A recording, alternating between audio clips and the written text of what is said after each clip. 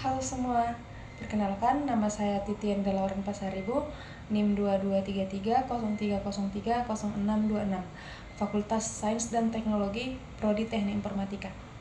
Nah, pada video kali ini saya akan menjelaskan hasil analisis saya mengenai sistem reservasi klinik online yang telah dibuat. Aplikasi ini dirancang untuk memudahkan pasien dalam mendaftar, memilih dokter, dan menentukan jadwal secara daring. Sebelum saya menjelaskan dari 6 soal tersebut, saya ada membuat satu contoh untuk tentang klinik sehat.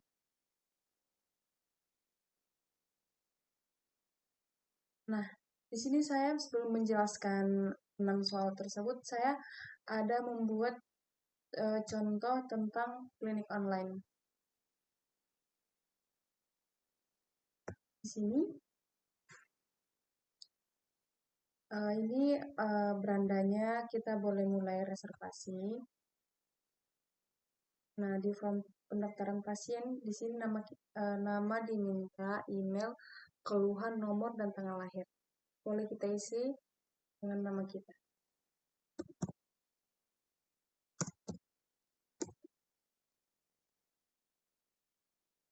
Email,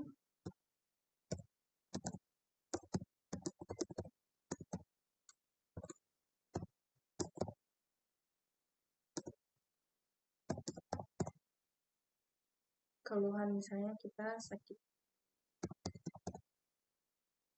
nomor telepon yang bisa dihubungi, isi tanggal lahir.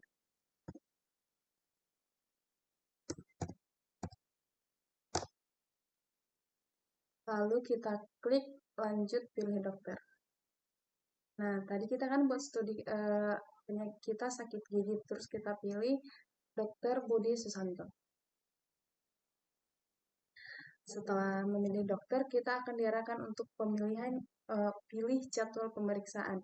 Kapan kita akan memeriksa dan mengecek jadwal dokter. Misalnya kita mau periksa tanggal 4 Desember 2025 di jam 10. Oke. Lalu kita kirim.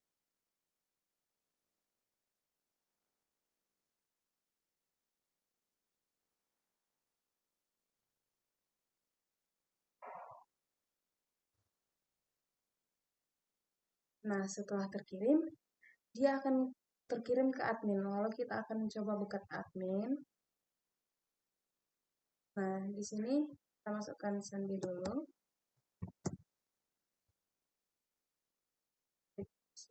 Nah, di sini telah terdaftar. Kita akan mencek gigi kapan, dan admin akan mengkonfirmasi untuk pertemuan dokter kita. Konfirmasi. Nah, setelah terkonfirmasi dari admin, kita akan dihubungi ke email yang kita tautkan atau nomor telepon yang kita buat. Oke, sekian dari contoh klinik yang saya dapat. Lanjut untuk penjelasan dari soal-soal tersebut. Nomor 1 ada, jelaskan kualitas perangkat lunak apa saja yang paling kritis untuk studi kasus Anda yang Anda pilih. Berikan alasan teknik yang relevan.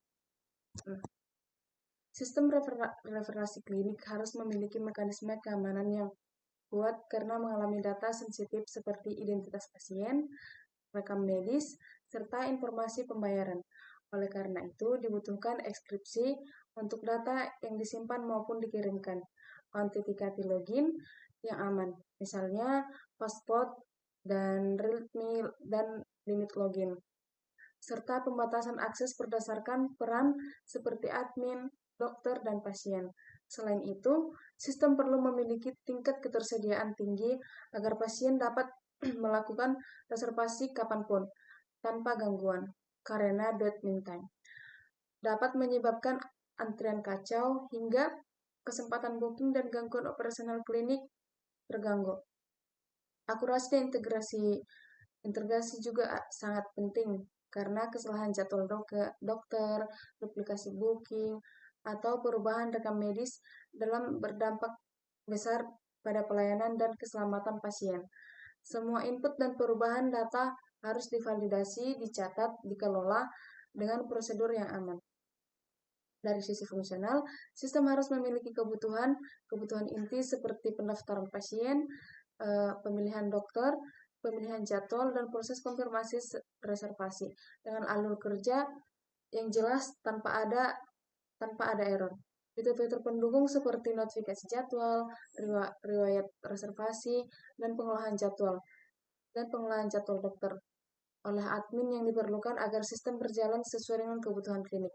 Selain itu, aspek kemudahan pengguna atau usability menjadi faktor penting karena banyak pasien yang memungkinkan tidak terbiasa dengan teknologi antarmuka harus sederhana, navigasi harus jelas, bahasa yang digunakan harus mudah dipahami, dan tampilan harus responsif agar pengguna dapat melakukan reservasi dengan cepat tanpa kebingungan. Soal yang kedua, pilih salah satu model, misalnya iOS 25.1.0, dan jelaskan bagaimana karakteristik pada model tersebut diterapkan untuk memastikan kualitas sistem Anda. Nah, di sini ada beberapa model kualitas yang digunakan menggunakan iOS, yaitu Functional Stability. Definisi use case, registrasi pasien, booking tanpa akun, rekam medis, resep, pembayaran. Buat advanced kriterianya, untuk setiap use case, your form create fungsional lewat functional test suite. Yang kedua ada performa excellent, set KPI atau response time. Untuk halaman booking under normal, lakukan load dan testing. Yang ketiga ada compatibility atau cross browser dan mobile responsive, integrasi dengan gateway pembayaran dan sistem eksternal, atau didefinisikan dengan API, Convert, dan Open API. Untuk reliability ada RTO atau RPO, automatic backward heads and view, dan layanan ekstrim. Untuk security, data modeling, pengetesan pentraksi ekstrim audit, dan RABAC. Untuk mentality-nya, coding standar, modul arsitektur, dokumentasi API, Aptumon, dan teks, dan CI. Dan portability, container job, dokter, dan antarmuka development mudah. Yang ketiga, jelaskan bagaimana proses penjaminan kualitas yang diterapkan dalam PAPS atau SLDC, Requirement, Desain, Implementasi, Pengujian, dan Deploy untuk studi kasus Anda. Yang pertama ada Requirement. Aktivitas SKA, melakukan review kebutuhan atau review dan persetujuan stakeholder, membuat stability matrix yang menghubungkan setiap requirement dengan test case, serta melakukan assessment ancaman dan privasi terutama pada requirement yang menyangkut data sensitif. The variable dokumen SRS lengkap dengan expense kriteria serta requirement terselidiki matrix.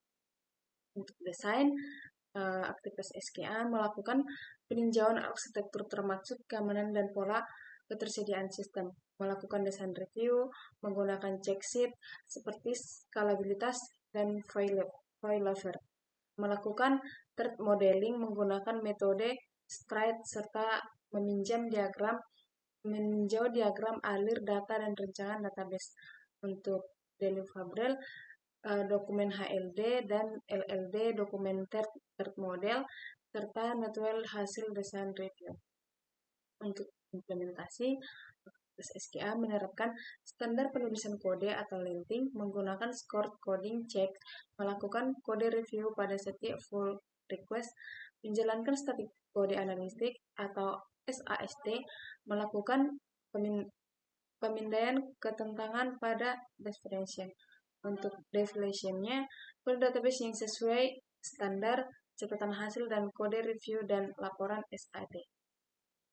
Untuk pengujian, aktivitas SKA melakukan unit tes dan convert minimal 80% pada modul krisis, integrasi tes, fungsional tes, registrasi tes huge, pengujian keamanan DST dan penerapan tes, pengujian performa, load dan strut test, dan pengujian usability. Untuk deploy, aktivitas XKA menyusun development checklist, melakukan pengujian pada environment standing, smokestacks, validasi infrastruktur sebagai kode, menyiapkan rencana backup untuk rollback serta membuat runbook untuk operasionalnya. Untuk deliverable, release notes, dokumen rencana roadblock, serta konfigurasi monitoring dan alternating yang sudah aktif. Yang keempat, buat rencana SKA yang mencakup sasaran kualitas, strategi kontrol kualitas, standar pengembangan, prosedur audit, dan dokumentasi yang dibuat. Yang pertama ada sasaran kualitas. Keamanan, tidak ada bug kriteria tinggi terkait akses data dan rilis produksi. Untuk ketersediaan ada SLA 9,109% per bulan. Untuk fungsionalnya 100% untuk fitur inti. Untuk performasinya 95% request respon. B ada strategi kontrol kualitas. Ada preventif, codingan standar, dan defektif, automated, corrected, define strategi SLAS untuk bug fix. C. Standar pengembangan, bahasa dan framework, kode style, batching model, tes dan convert minimal 80% pada model kritis. D. Prosedur audit, internal kode dan desain audit tiap rilis mayor.